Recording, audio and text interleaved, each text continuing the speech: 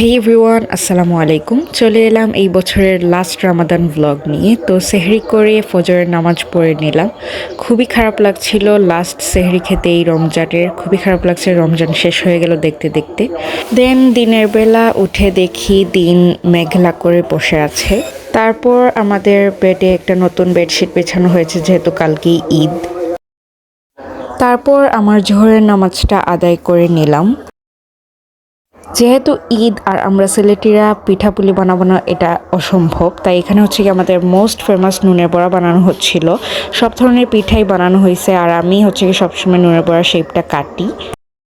তারপরে এখানে নারিকেলের পুলি পিঠা বানানো হচ্ছিল, যেটাকে আমরা সিলেটি ভাষায় পপ বলি, মানে ফব আর কি। এটা অনেকেই খুবই বেশি পছন্দ করে, আর নারকেলটা একদম ফ্রেশ ছিল, গ্রাম থেকে আনা হয়েছিল। একদিকে ক্যামেরাম্যান রুটি বেলে দিচ্ছিল, আর আরেকদিকে আমি আর আম্মু মিলে হচ্ছে এটা শেপ দিতেছিলাম। এই তো খুবই সুন্দরভাবে পুলি পিঠাটা হয়ে গেছে। তারপর কিচেনে চলে যাই আমি একটা ডেজার্ট বানানোর জন্য। এখানে আমি ঈদের জন্য একটা ডেজার্ট বানাইতেছিলাম আর কি। মেলাটা হচ্ছে গিয়ে সুজির রসবড়ি পিঠা বানাইতেছিলাম। তো এখানে হচ্ছে গিয়ে একটা ডো বানায় নিছি সুজি আর ডিম দিয়ে, আর বেশি কিছুই দিইনি, শুধু চিনি দিছি আর কি।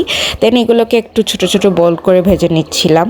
আর এর আগে আমি একটা দুধের মিশ্রণ বানিয়ে নিয়েছি, চিনি, দুধ, এলাচ, তেজপাতা এগুলো দিয়ে। তো তারপর হচ্ছে গিয়ে পিঠাগুলো দুধের মধ্যে দিতে হবে, গরম দুধের মধ্যেই। দেন হচ্ছে গিয়ে আমি অনেক সময়ের জন্য এটা রেখে দিয়েছি, পারলে একদম পুরো রাতই রেখে দিতে পারেন।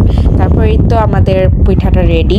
এটাকে হচ্ছে গিয়ে তারপর সার্ভ করে আমি ফ্রিজে রেখে দিছি, ঈদের দিন আমরা খাবো। দেন ইফতার করে আমরা বসে পড়ি মেহেদি দিতে, যেহেতু চাঁদ রাত মেহেদি ছাড়া তো ইনকমপ্লিট। তো আমার হচ্ছে গিয়ে সবাইকে মেহেদি দিয়ে দিছি, প্রথমে আম্মুকে দিয়ে দিলাম, আর পরে হচ্ছে ক্যামেরাম্যান, এরপরে একদম লাস্টে আমি বসছি। এর মাঝখানে আরও বাচ্চা কাচ্চা আসছিল। তো আমি হচ্ছে কখনোই কাবেরি মেহেদি দিই না, আমি সবসময় মমতাজ ব্যবহার করি। এই বছর প্রথম আমি কাবেরি দিছি, মানে কি বলবো, কালার আসবে কিনা আল্লাহ মাবুদি জানে। তো এরপর হচ্ছে আমি দেখছিলাম অনেক মানুষ এই লবঙ্গের তাপ নেন, তাইলে নাকি রং ভালো হয়। তো আমি হচ্ছে নিতেছিলাম, আমি কিছু বুঝতেছিলাম না কেমনে। পরে হচ্ছে আমার অনেক বেশি ক্ষুধা লেগে যায়, পরে একটা ডিম সিদ্ধ খাই। আর এদিকে হচ্ছে আম্মু চা আর তেলের পিঠা খাইতেছিল।